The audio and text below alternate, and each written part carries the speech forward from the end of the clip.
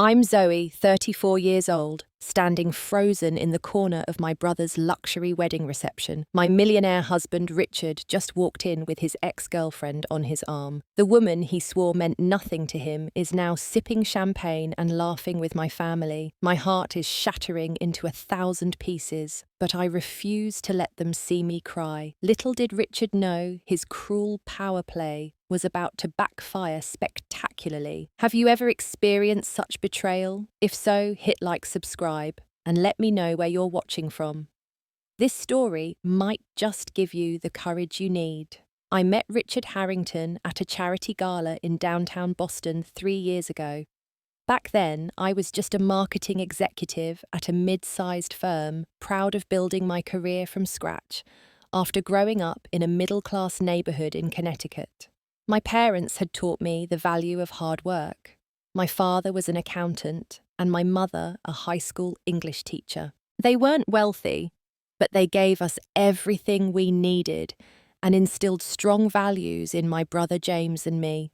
That night at the charity gala, I was representing my company networking with potential clients when Richard approached me, tall, impeccably dressed, in a custom suit that probably cost more than my monthly rent. He had this confident smile that made my heart skip. We started talking about the charity's work supporting education in underprivileged communities, and I was impressed by his genuine interest and knowledge. Most people just write checks and forget, he said.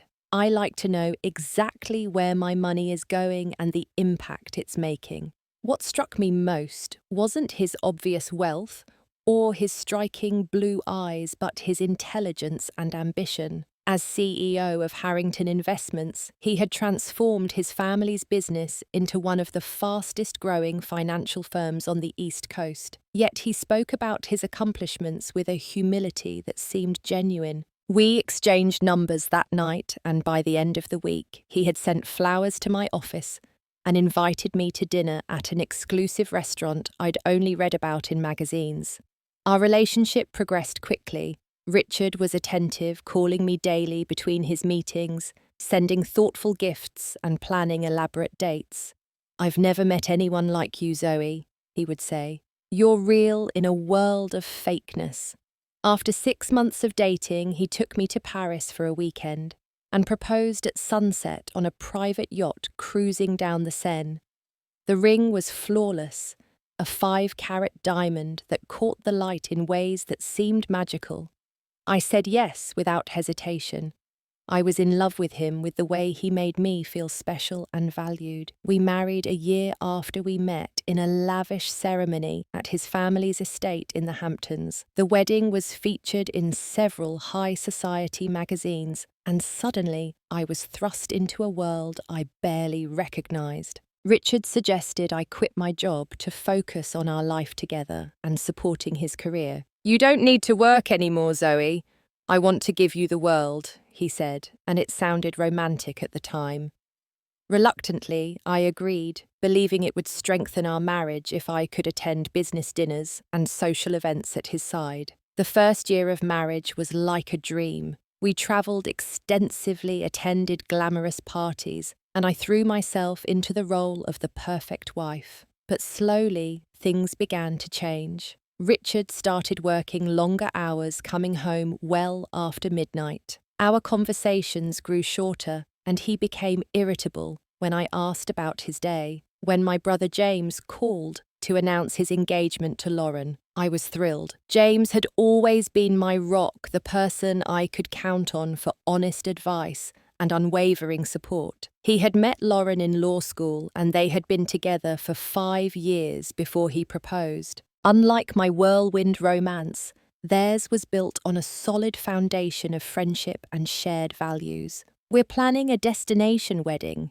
James told me excitedly. "A small resort island off the coast of Florida 3 days of celebration with just our closest friends and family. I was immediately excited about the idea of Richard spending quality time with my family. Despite being married for 2 years, he had only met them a handful of times at formal occasions. There was always a palpable tension between Richard and my father, whose straightforward, unpretentious nature clashed with Richard's polished exterior. "This will be great," I told Richard that evening. 3 days without work, just relaxing and getting to know my family better.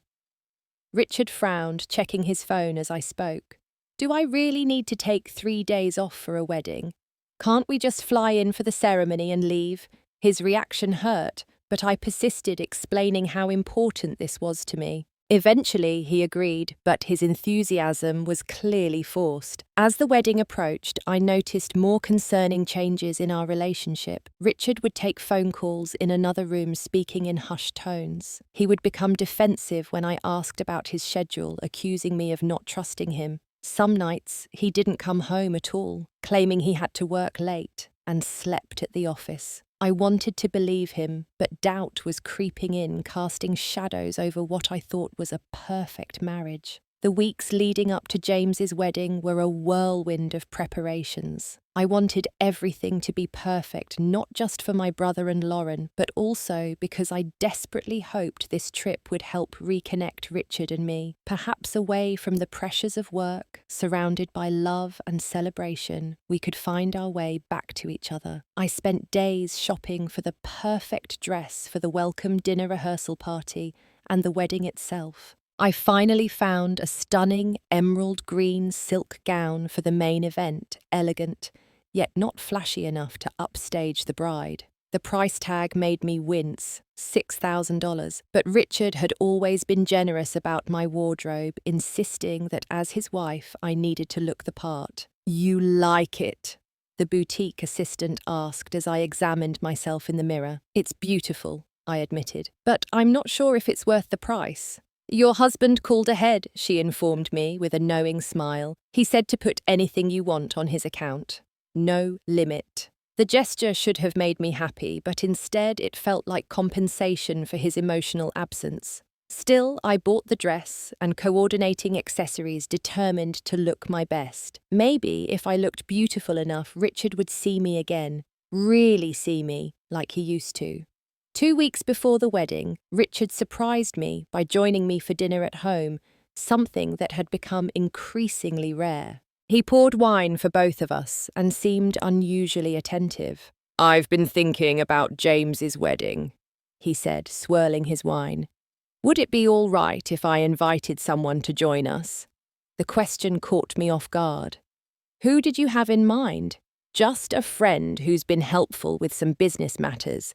She's been under a lot of pressure lately and could use a break. It would be good to have someone to discuss work with while we're there." A female friend. The knot in my stomach tightened, but I didn't want to appear jealous or controlling. Richard had never given me concrete reasons not to trust him, just a growing emotional distance that could be explained by work stress. "I suppose that would be fine," I said carefully. "But it's a small wedding. I should check with James first." "I already did," Richard replied smoothly. "He said it's no problem. One more guest won't make a difference."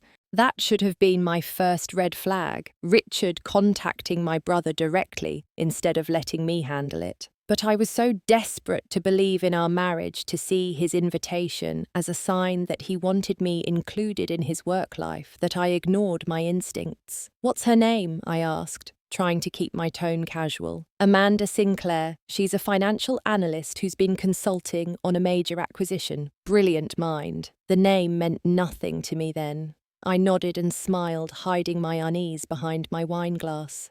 In the days that followed, Richard didn't mention Amanda again, and I was too afraid to ask for more details. I focused instead on final preparations, coordinating with James and Lauren about arrival times, and helping remotely with last-minute seating arrangements. A week before we were set to leave, I came across a photograph while searching for our passports in Richard's home office. It was tucked inside a folder in his desk drawer. Richard, with his arm around a stunning blonde woman at what looked like a yacht party. They were both laughing, looking at each other with unmistakable intimacy. I flipped the photo over and saw a date from 4 years ago before we met, and a single word written in flowing script: always. My hands trembled as I carefully returned the photo exactly as I'd found it. That night, I did something I'd never done before. I searched Amanda Sinclair online. What I found shattered the fragile peace I'd been maintaining. Amanda Sinclair was no mere business associate. She was a former model turned investment banker, featured in numerous society pages alongside Boston's elite. And in several photos from about 4 years ago, she was clearly Richard's girlfriend. They had been a power couple attending galas and openings together for nearly 2 years. I found articles that referred to their relationship as the merger of beauty and billions, and even speculation about an engagement that never materialized. According to one gossip column, they had broken up suddenly just months before I met Richard, with no explanation given to their social circle. I closed my laptop, feeling sick to my stomach. Richard hadn't just invited a colleague to my brother's wedding. He had invited his ex-girlfriend, possibly the woman he had been most serious about before me, and he had deliberately hidden this information. I considered confronting him immediately, but something held me back. Richard had been acting strange for months, and now this deception felt too calculated. I decided to wait and observe to see what his true intentions were before showing my hand. As we packed for the wedding, I was a bundle of nerves and suspicion. Richard seemed unusually cheerful, whistling as he arranged his tailored suits in his luggage. "Amanda will meet us there," he mentioned casually. "She's flying in from London the day after we arrive."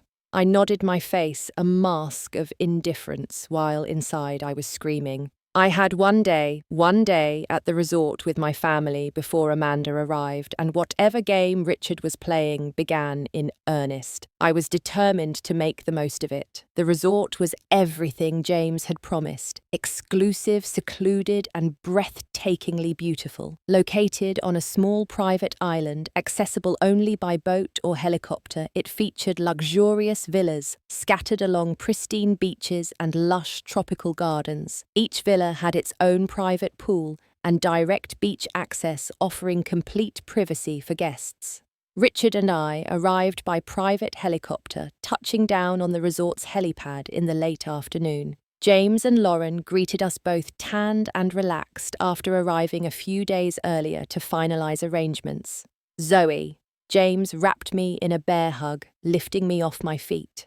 "You look amazing, sis." Looking at my brother, his familiar smile, the warmth in his eyes, I felt tears threatening. I had missed him terribly, and seeing him so happy with Lauren made my heart ache with both joy for him and awareness of what my own marriage lacked. "The place is incredible," I said, blinking back emotion. "You two look so happy." "We are," Lauren said, hugging me next. She whispered in my ear, "Everything okay? You seem tense." Lauren had always been perceptive. In the 3 years since she'd become part of our lives, she had become like a sister to me. I squeezed her hand reassuringly, unwilling to burden her with my problems before her wedding. "Just tired from the flight," I lied. "I'll be fine after a shower and some food." Richard shook James's hand formally and gave Lauren a stiff kiss on the cheek. I noticed how he subtly surveyed the resort, mentally calculating its worth and exclusivity. It was a habit I had once found amusing, but now saw as a constant assessment of whether his surroundings met his standards. "Quite a place you've chosen," he commented. "Must have cost a fortune." "Worth every penny," James replied easily, though I caught the slight tightening of his jaw. My brother was successful in his own right, a partner at his law firm at just 32, but Richard had a way of making others feel their achievements were lesser. Our parents arrived shortly after us, taking a resort boat from the mainland. They looked out of place among the wealthy guests in their sensible travel clothes and well-worn luggage, but their genuine warmth made them stand out in a different way. "There's my girl," my father said, hugging me tightly. He held me at arm's length, studying my face with concern. You're too thin, Zoe. Is that husband of yours not feeding you? Dad, I protested, but there was no heat in it. I had missed his direct, caring manner. My mother embraced me next, smelling of the same perfume she'd worn my entire life. We've missed you, she said simply. You don't visit enough. The guilt that flooded me was overwhelming. They were right. I had allowed myself to be absorbed into Richard's world, making less and less time for my own family. Weekend visits had become monthly phone calls, then occasional texts. Richard always had reasons why we couldn't attend family gatherings or host my parents at our home. You look different, honey, my mother said quietly as we walked toward the main building to check in. Is everything all right? Everything's fine, I assured her, forcing a smile. Just busy with charity work and supporting Richard's business. She didn't look convinced, but didn't press further. My mother had always respected my independence, even when she disagreed with my choices. The welcome dinner that evening was held on a terrace overlooking the ocean. Fairy lights twinkled overhead, and the tables were adorned with tropical flowers and candles. About 50 guests mingled and chatted, most of them friends and family I had known for years. Richard stayed close to me initially, his hand possessively on the small of my back as we made conversation with other guests. To anyone watching, we would have appeared the perfect couple, but I felt the hollowness of his touch, the performance in his smile. I'm going to get another drink, he said eventually. Want anything? I shook my head and he disappeared toward the bar. I watched as he pulled out his phone, immediately stepping away from the crowd to take a call. His face lit up in a genuine smile, something I rarely saw anymore, as he spoke to whoever was on the other end. He works too hard, said a familiar voice beside me. I turned to find Sarah, my best friend from college, watching Richard with a skeptical expression. Sarah and I had been roommates for 4 years at Boston University, and despite our busy lives, we had maintained our close friendship. She worked as a PR executive for a major media company in New York and had a sharp eye for insincerity. It's just a busy time at the firm, I said automatically, the excuse so practiced it came without thought. Sarah raised an eyebrow. If you say so. She linked her arm through mine. Come catch me up on your fabulous life. It's been ages since we really talked. She led me to a quiet corner where we could speak privately. Once seated, her expression turned serious. Okay, spill it. What's really going on with you two? For a moment, I considered maintaining the facade, but this was Sarah, the person who had held my hair back after too many margaritas in college, who knew all my secrets and insecurities. I think Richard's having an affair, I admitted in a low voice. Or at least something's not right. And he's invited his ex-girlfriend to the wedding without telling me who she really is. Sarah's eyes widened. What? Who? Amanda Sinclair. Apparently she's arriving tomorrow. The model, the one he dated before you. Sarah leaned back, clearly shocked. Zoe, that's not just inconsiderate, that's cruel. I nodded, swallowing hard. I know, I just don't understand why. Why invite her here of all places? Why lie about who she is? Men like Richard play power games, Sarah said grimly. They need to feel in control. Have you confronted him? Not yet. I wanted to see what he's planning first. Sarah squeezed my hand. Whatever you need, I'm here. If you need to scream, cry, or plot revenge, I'm your girl. For the first time in months, I felt a genuine smile cross my face. Thanks, Sarah. That means everything. As the night progressed, I watched Richard from a distance. He moved through the crowd with practiced charm, laughing at the right moments, making appropriate small talk. But his eyes kept darting to his phone, and twice more he stepped away to take calls. Later, as we returned to our villa, Richard was unusually talkative, asking about my conversations with various guests. When he mentioned seeing me with Sarah, his tone changed subtly. What were you two discussing so intently? He asked, loosening his tie as we entered our bedroom. Just catching up, I replied carefully. It's been months since we've seen each other. Richard nodded, but his eyes were calculating. You should be careful what you share with her. Sarah works in media, remember? Everything is potential gossip to people like that. The warning was clear. Keep our problems private. I simply nodded, not trusting myself to speak without revealing my anger. As Richard showered, I stood on our private terrace, listening to the waves crash against the shore and wondering what tomorrow would bring when Amanda arrived. In the middle of the night, I woke to the sound of Richard's hushed voice. He was on the balcony, speaking on his phone in the darkness. Everything's arranged, I heard him say. She has no idea. Yes, tomorrow. Trust me, it will be worth it. I closed my eyes quickly as he returned to bed, my heart pounding so loudly I was sure he could hear it. Whatever Richard had planned, it was deliberate and calculated, and tomorrow I would face it head on. The next morning dawned bright and clear, the kind of perfect tropical day that would normally lift anyone's spirits. I woke early. Richard's side of the bed already empty. A note on his pillow informed me he had gone for an early swim and would meet me at breakfast. I took my time getting ready, selecting a sundress that made me feel confident and applying my makeup carefully. If I was going to face Richard's ex-girlfriend, I wanted to look my best. Armour in its own way. The breakfast buffet was set up in an open-air pavilion near the beach. As I approached, I spotted Richard immediately seated at a table with a woman whose back was to me. Even from behind, I could tell she was stunning. Long blonde hair cascading down a perfectly straight back, slender shoulders, beautifully tanned. I took a deep breath and walked toward them, plastering a smile on my face. Richard looked up and saw me, his expression unreadable. "Ah, Zoe, there you are," he said, rising slightly as I approached. "I'd like you to meet Amanda Sinclair, a dear friend and valuable business associate." Amanda turned, and I had to force myself not to react. She was even more beautiful in person than in photographs.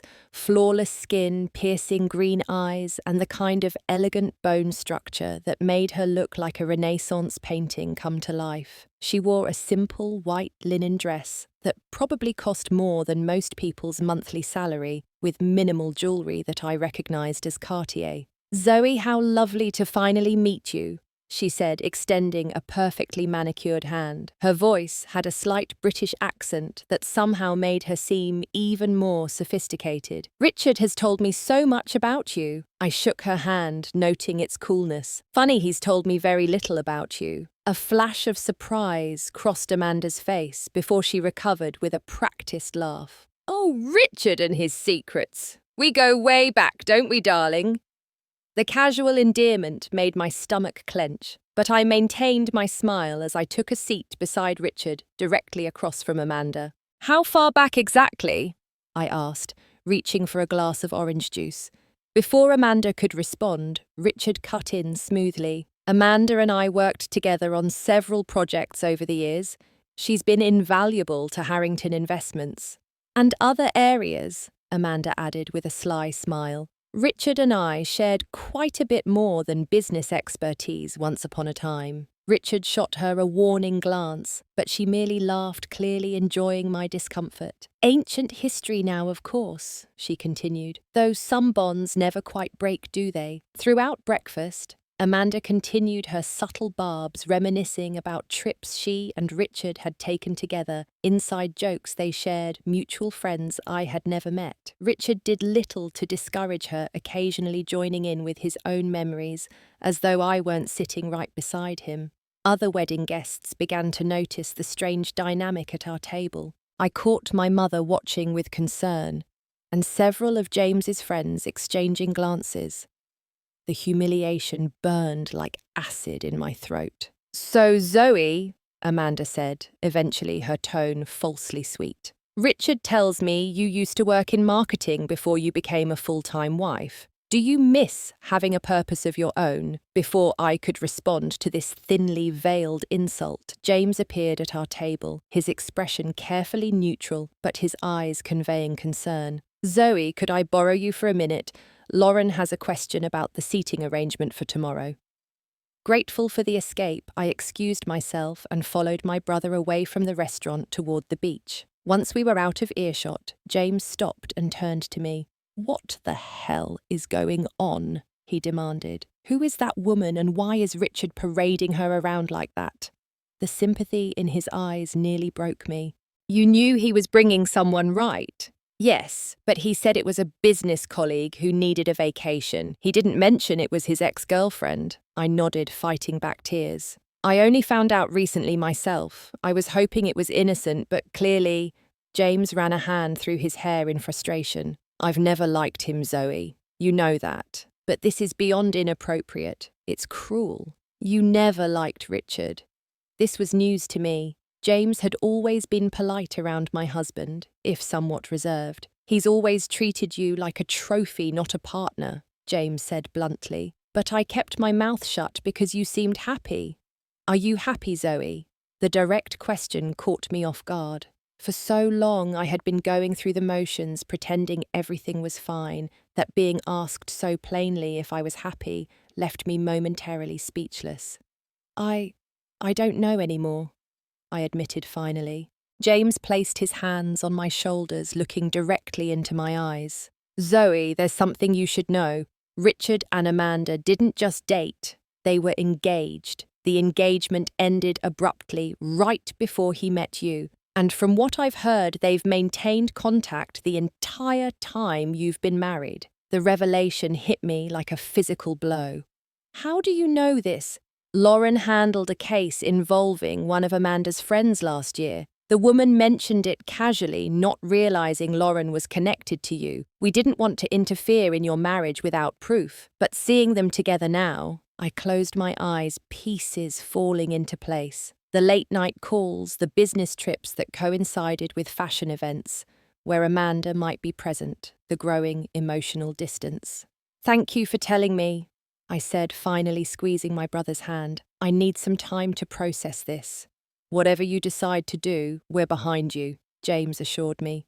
"Don't let him ruin this weekend for you. Or your life." As James walked back toward the resort, I remained on the beach watching the waves and contemplating my next move. The initial shock was wearing off, replaced by a cold, clear anger. Richard hadn't just invited Amanda to hurt me.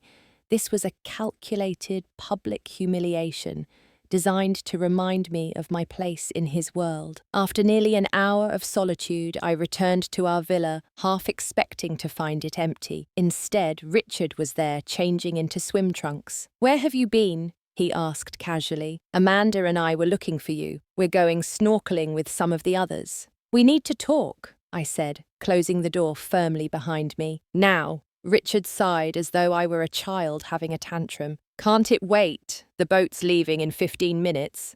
"Why did you bring her here?" I demanded, ignoring his dismissal. "And don't insult my intelligence by pretending she's just a business associate." A subtle change came over Richard's face, the charming mask slipping to reveal something harder and colder beneath. He sat on the edge of the bed, studying me as though seeing me clearly for the first time. "I thought it was time for some honesty," he said finally. "Honesty," I repeated, my voice shaking with barely contained rage. "You call bringing your ex-fiancé to my brother's wedding honesty? You've been lying to me for years." Richard's expression remained calm, almost amused by my outburst. He stood and poured himself a drink from the villa's minibar, taking his time before responding. "Yes, Amanda was my fiancée. Yes, we broke up shortly before I met you. And yes, we've remained close." He took a sip of his whiskey. "But I never explicitly lied about any of that. You never asked." "Don't you dare put this on me," I said, my hands balling into fists at my sides. "You deliberately hid your relationship with her, and now you've brought her here to humiliate me in front of my family and friends." "Why?" Richard's eyes hardened. "To show you where you really stand, Zoe, to remind you of the reality of our arrangement." "Arrangement? We have a marriage, not an arrangement." He laughed, the sound devoid of warmth. Is that what you think? We have a contract, Zoe. You provide me with the image of a stable, devoted wife, the perfect partner for a man in my position. In exchange, you get access to my wealth, my connections, my lifestyle. Each word felt like a slap. I loved you, I whispered. I thought you loved me too. Love, Richard swirled his drink thoughtfully. I admired certain qualities in you.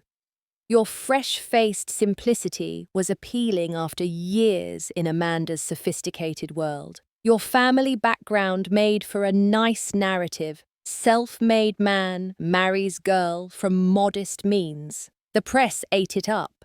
My mind raced back to our early days, searching for signs I had missed. Had it all been calculated? The romantic gestures, the passionate declarations, the apparent interest in my work and dreams. Why Amanda? Why now? I demanded. Amanda and I never truly ended things. Richard admitted, his tone matter-of-fact. We took a break when our relationship became too intense. I wanted to build my public image in a different direction. Amanda understood. She always understands the necessities of business. So I was just business, a good investment initially, he said with a shrug. But I've started to question the return, your family. He gestured vaguely at the resort beyond our villa. They're nice people, Zoe, but they don't belong in my world. This wedding, it's trying so hard to be high-end, but it's just… He searched for the word. Middle-class people playing dress-up. The contempt in his voice ignited something primal within me. Not just anger at his betrayal, but fury at his dismissal of my family. Good, honest people who had welcomed him despite their reservations. And what about divorce? I asked, my voice steadier than I expected. If I'm such a disappointment, why stay married? Richard's smile turned cold. The prenuptial agreement, of course. You'd walk away with next to nothing. The lifestyle you've grown accustomed to, gone. The charitable foundation board positions, gone. The social status, definitely gone. He finished his drink. Besides, divorce is messy and bad for business. Much simpler to maintain appearances and adjust the private reality. You're talking about continuing our marriage while openly resuming your relationship with Amanda, I said incredulously. Many men in my position have similar arrangements, Richard replied. Amanda understands the value of discretion most of the time. I may have encouraged her to be less discreet this weekend to help you understand your place in the new order. My place, I repeated, my voice barely audible. Richard approached me, lifting my chin with one finger to force me to meet his gaze. You will continue to be Mrs. Harrington publicly. You will attend functions, support my business interests, and maintain the image of a perfect wife. In private, you will accommodate my relationship with Amanda without complaint. In return, you keep your lifestyle and position. I jerked away from his touch. And if I refuse, then I'll make sure you leave our marriage with exactly what you brought into it. Nothing, he said simply. The prenuptial agreement is airtight. My lawyers are very good. I need time to think, I managed to say, fighting back tears I refused to shed in front of him. Take all the time you need, Richard replied magnanimously. But remember, we're here for 2 more days. Any scene you create will only ruin your brother's wedding. Is that what you want? Without waiting for an answer, he picked up his phone and sunglasses. I'm going to meet Amanda for that snorkeling trip. I suggest you use this time to adjust to your new reality. After he left, I collapsed onto the bed, finally allowing the tears to come. For nearly 3 years, I had lived a lie, believing myself loved and valued. The depth of Richard's deception was almost incomprehensible. Eventually, I pulled myself together enough to wash my face and leave the villa. I couldn't bear to be alone with my thoughts surrounded by reminders of Richard. Without any clear destination, I found myself walking toward the resort's main building where I knew Lauren was having her final dress fitting. I found her in a private suite surrounded by bridesmaids and her mother all admiring her stunning gown. When she saw my face, she immediately excused herself from the others and pulled me into an adjacent room. "What happened?" she asked, her legal training evident in her direct approach. Through broken sentences and fresh tears, I explained everything Richard had said, the ultimatum he had given me, and the threat of financial ruin if I refused his arrangement. Lauren listened without interrupting, her expression growing increasingly outraged. When I finished, she took my hands firmly in hers. "Zoe, what Richard is proposing is not only morally reprehensible, but potentially legally problematic," she said, switching into lawyer mode. "Prenuptial agreements aren't bulletproof, especially if there's evidence of infidelity or coercion." "But I signed it," I said hopelessly, "and I don't have the money for a legal battle against him." "Let me worry about that," Lauren said firmly. "I specialize in family law, remember, and I know plenty of colleagues who would love to take on a case against someone like Richard Harrington." For the first time since the nightmare began, I felt a glimmer of hope. "I don't want to ruin your wedding with my problems," I said suddenly, remembering where we were. Lauren smiled, squeezing my hand. "Are you kidding? Nothing would make my wedding more satisfying than helping my new sister-in-law to take down an entitled jerk like Richard. But," she added more seriously, "we need to be strategic. Richard is powerful and vindictive. We need a plan." "What kind of plan?" Lauren thought for a moment. "First, we gather information. If Richard and Amanda have been involved throughout your marriage, there will be evidence. Second, we look for weaknesses in his business dealings.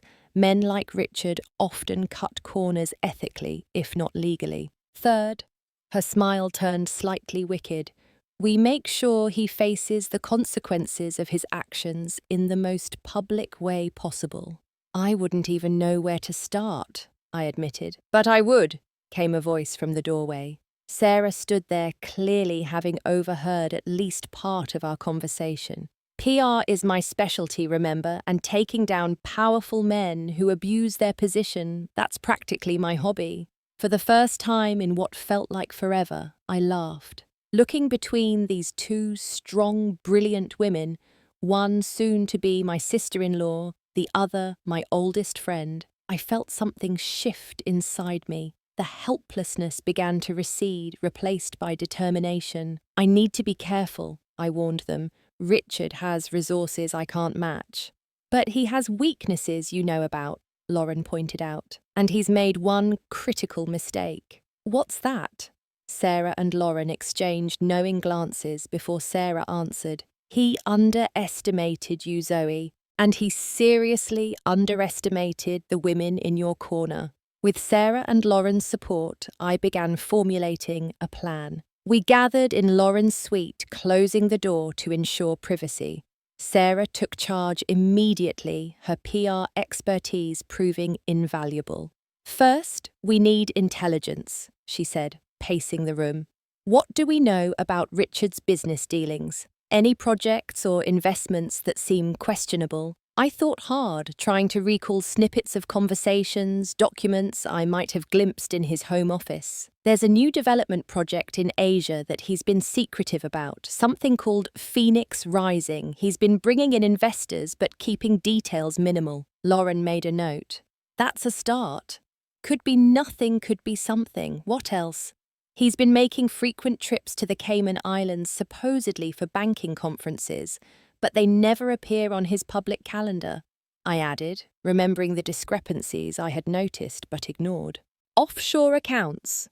Sarah nodded. "Classic move for hiding assets or evading taxes." While we strategized, I texted my father asking if he could meet me privately. As a certified accountant with decades of experience, he might notice things in Richard's financial dealings that we would miss. "We also need evidence of Richard and Amanda's ongoing relationship," Lauren pointed out.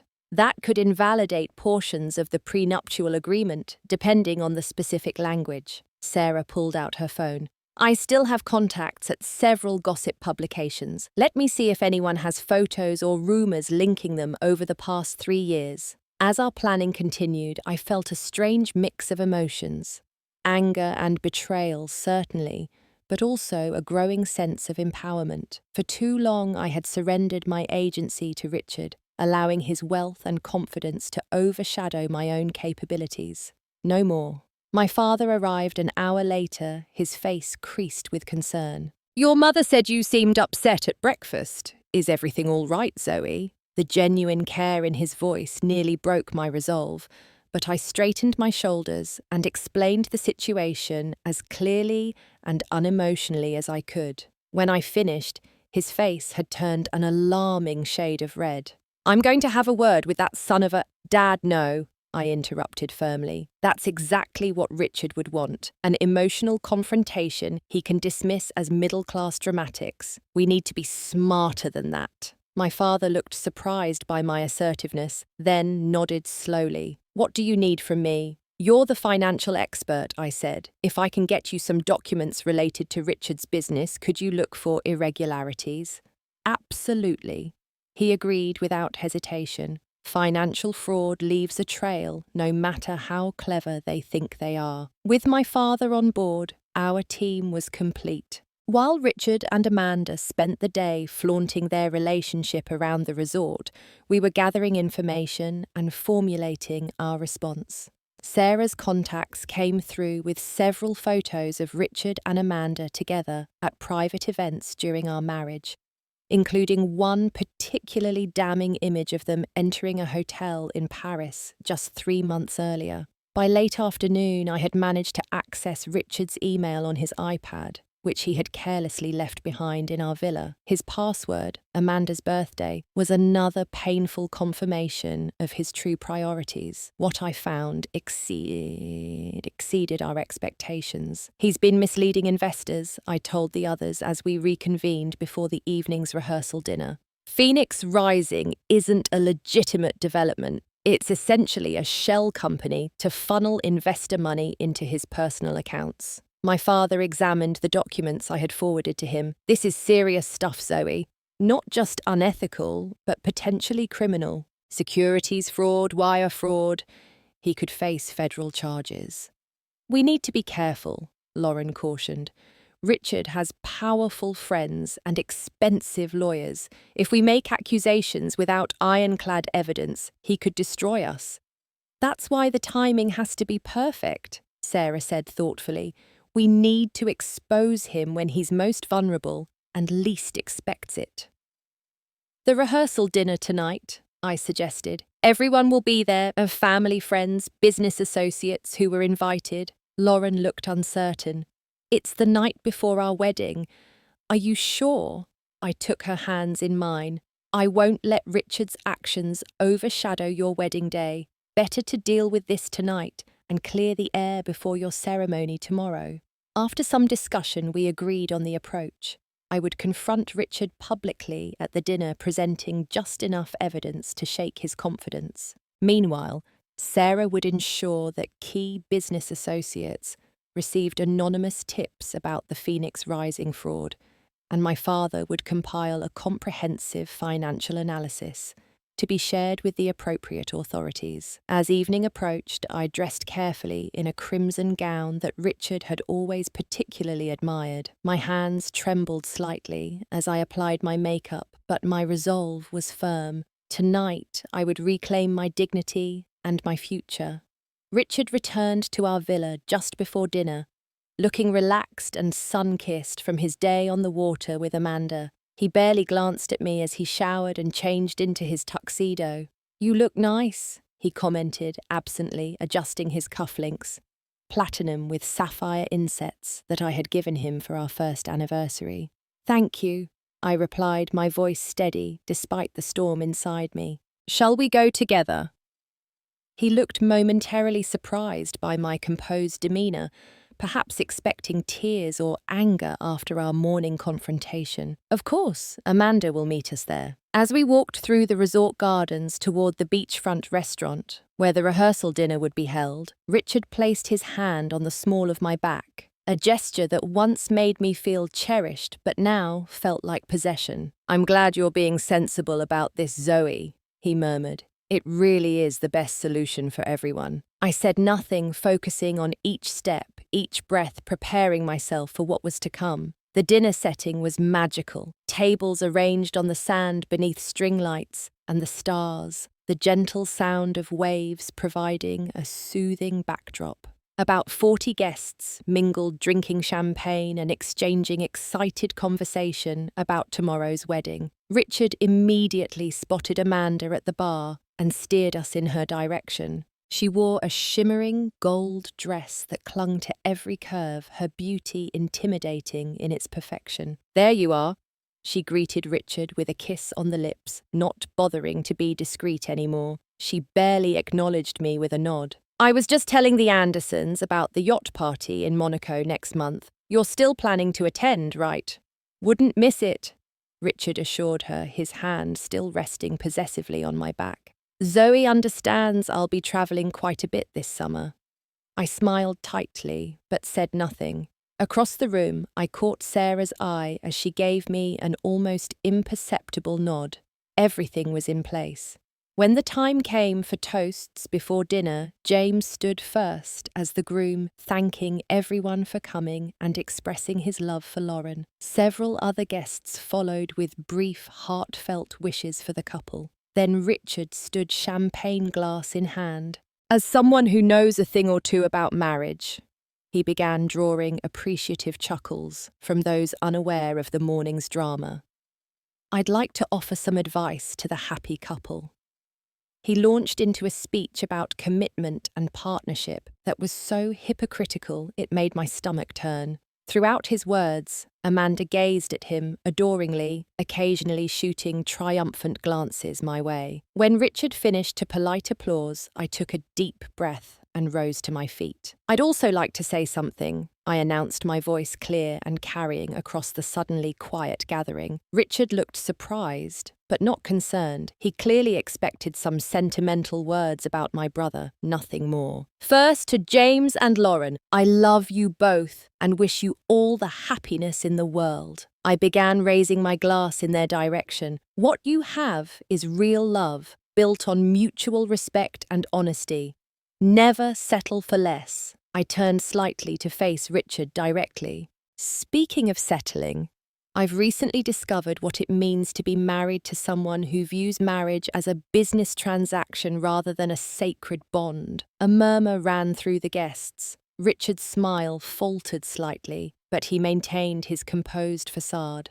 "My husband invited his ex-fiancée to this wedding without telling me their history," I continued, my voice growing stronger. "This morning he informed me that they have maintained their relationship throughout our marriage and expected me to accept a new arrangement where I remain his wife in public while he pursues his true relationship privately." Gasps and whispers erupted around us. Amanda's smug expression vanished, replaced by alarm as she realized this wasn't going according to plan. "But that's not the worst of it," I said, my gaze never leaving Richard's increasingly pale face. "While investigating this betrayal, I discovered something far more serious. Richard has been operating a fraudulent investment scheme called Phoenix Rising, misleading investors and potentially breaking numerous laws."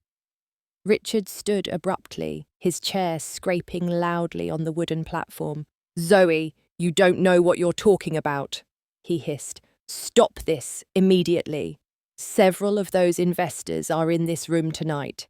I continued, ignoring his interruption. "And as we speak, evidence of this fraud is being sent to the SEC, the FBI's Financial Crimes Unit, and several major financial publications." Complete chaos erupted. Several guests, business associates of Richard's, were already checking their phones, presumably seeing the information Sarah had arranged to have sent. "You'll regret this," Richard snarled, grabbing my arm roughly. "I'll make sure you walk away with nothing." I pulled free of his grip, standing tall despite my trembling legs. "I'd rather have nothing than spend another day living a lie with you." Amanda had already begun edging away from Richard, her self-preservation instincts clearly kicking in. Several guests were making hurried phone calls, and I noticed one man, who I recognized as a major investor in Phoenix Rising, confronting Richard heatedly. In the midst of the commotion, my brother James appeared at my side, placing a protective arm around my shoulders. "I think you should leave now, Richard," he said firmly. "A boat is waiting to take you back to the mainland." "This isn't over," Richard threatened, but his usual confident demeanor had crumbled completely. His phone was buzzing constantly, likely with panicked calls from business associates and perhaps his legal team. As security discreetly escorted Richard from the dinner, I caught Amanda slipping away in another direction, already distancing herself from the sinking ship. The rest of the evening passed in a blur of supportive hugs, concerned questions, and reassurances to James and Lauren that their wedding would proceed as planned tomorrow, without the dark cloud of Richard's presence. Later that night, alone in a new villa the resort had provided, I could not bear to return to the one I had shared with Richard. I sat on the balcony watching the stars and reflecting on the whirlwind of the past 24 hours. I felt drained, but also strangely peaceful. For the first time in years, I was being true to myself, standing up against manipulation and deceit. My phone rang, Sarah calling with an update. "It's everywhere," she told me excitedly. "Financial news sites, social media, even some mainstream outlets are picking up the story. Harrington investment fraud exposed. Richard's shares are already plummeting in after-hours trading." "And Amanda?" I couldn't help asking. Sarah laughed. "Last seen boarding a private jet back to London. Apparently she's telling everyone she had no idea about his schemes or his marriage troubles. Rats deserting a sinking ship."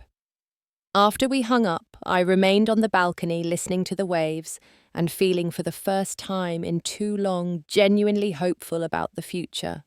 The morning of my brother's wedding dawned clear and beautiful, as if nature itself approved of the cleansing that had occurred the night before. I woke feeling lighter than I had in years, despite the uncertainty that lay ahead. My phone had dozens of missed calls, from Richard's lawyer, from business associates, seeking confirmation of what they'd heard from friends offering support. I ignored them all. Today was about James and Lauren, not the implosion of my marriage. The wedding ceremony was perfect, intimate and heartfelt, with Lauren radiant in her gown and James looking at her with such pure love that it brought tears to my eyes. Standing beside them as maid of honour, I felt a bittersweet pang remembering my own wedding day and the hollow promises it had contained. But mostly, I felt joy for my brother and his bride, who had found in each other what I had only pretended to have. During the reception, news continued to trickle in via text messages from Sarah and calls from my father, who had returned to the mainland early to coordinate with financial authorities. Richard's empire was crumbling at remarkable speed. The Phoenix Rising scandal had exposed other irregularities in his business practices, and investors were fleeing en masse. The SEC had launched a formal investigation, and there were rumours of potential criminal charges. "You did the right thing," my mother told me as we danced together at the reception. "I never said anything before because I wanted to respect your choices, but I never thought he deserved you."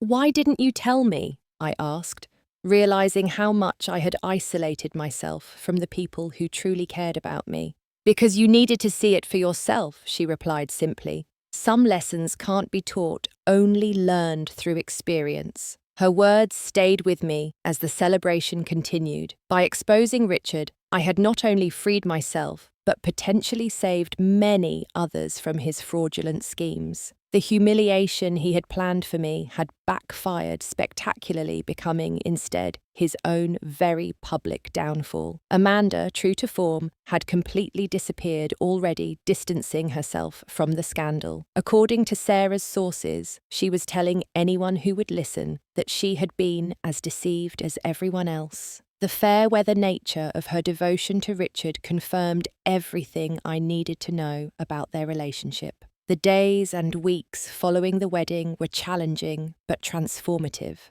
I filed for divorce immediately, and despite Richard's threats, his legal position had been severely weakened by the evidence of his infidelity and financial crimes. The prenuptial agreement, designed to leave me with nothing, contained clauses that were invalidated by his behaviour. Lauren connected me with a brilliant divorce attorney who took particular pleasure in dismantling the legal barriers Richard had erected. In the end, I received a substantial settlement, not because I wanted his money, but because it represented a measure of justice for the years of deception. The hardest part was facing the public scrutiny. As Richard's wife, I became collateral damage in the media coverage of his downfall. There was speculation and rumours about my involvement, questions about how much I had known or suspected. Sarah helped me navigate this treacherous terrain, advising me on when to speak out and when to remain silent. Eventually, I gave a single interview to a respected business publication,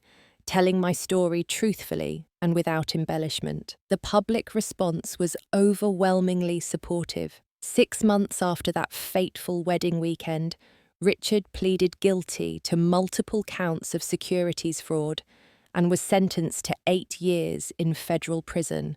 The man who had once seemed so powerful and untouchable was revealed as nothing more than a common criminal in an expensive suit. I used a portion of my settlement to start my own marketing consultancy, focusing on helping small businesses and non-profit organisations. The work was more fulfilling than anything I had done before, allowing me to use my skills for causes I believed in rather than just accumulating wealth. My relationship with my family grew stronger than ever. James and Lauren welcomed their first child, making me an aunt, a role I treasured. Sunday dinners at my parents' home became a cherished ritual, grounding me in the authentic connections I had nearly lost during my marriage to Richard. Exactly 1 year after my brother's wedding, I attended a charity gala, not as anyone's accessory, but as an independent businesswoman supporting a cause I believed in. The event was raising money for financial literacy programs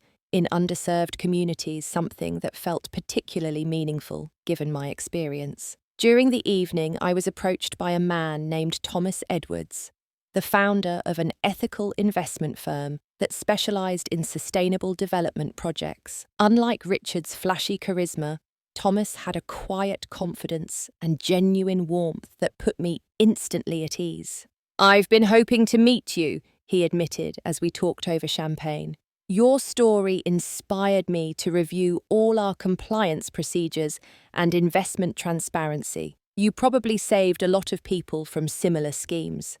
We talked for hours that night, not about wealth or status or appearances, but about meaningful work, authentic connections, and the complex journey of building a life with purpose. When he asked if he could see me again, I surprised myself by saying yes.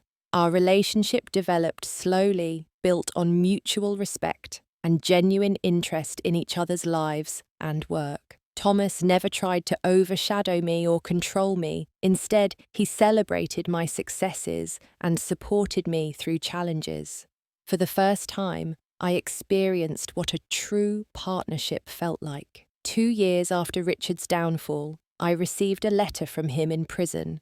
He expressed no remorse, only bitterness that I had betrayed him and ruined the life he had built. Reading his angry words, I felt nothing but pity for a man who had never understood the true meaning of love or loyalty. I didn't respond to his letter. Instead, I donated to an organization that helped women rebuild their lives after leaving abusive relationships. It seemed the most fitting reply to a man who had viewed me as property rather than a partner. The lesson I learned from my experience with Richard was invaluable if painfully acquired true worth comes not from association with wealth or power, but from the courage to stand up for yourself and others, to live authentically even when it's difficult, and to recognize that no amount of money can compensate for a life built on lies. If my story resonates with you, perhaps you've had your own experience with someone who tried to diminish your worth or make you feel small. Remember that you deserve respect, honesty, and genuine love. And sometimes the greatest act of self-respect is walking away from those who cannot or will not provide it. Have you ever had to stand up to someone who underestimated you? How did it change your life? Please share your experiences in the comments below. And if this story helped you in any way, hit the like button and subscribe to hear more stories of overcoming adversity. Remember, sometimes the most valuable lessons are the ones money could never buy.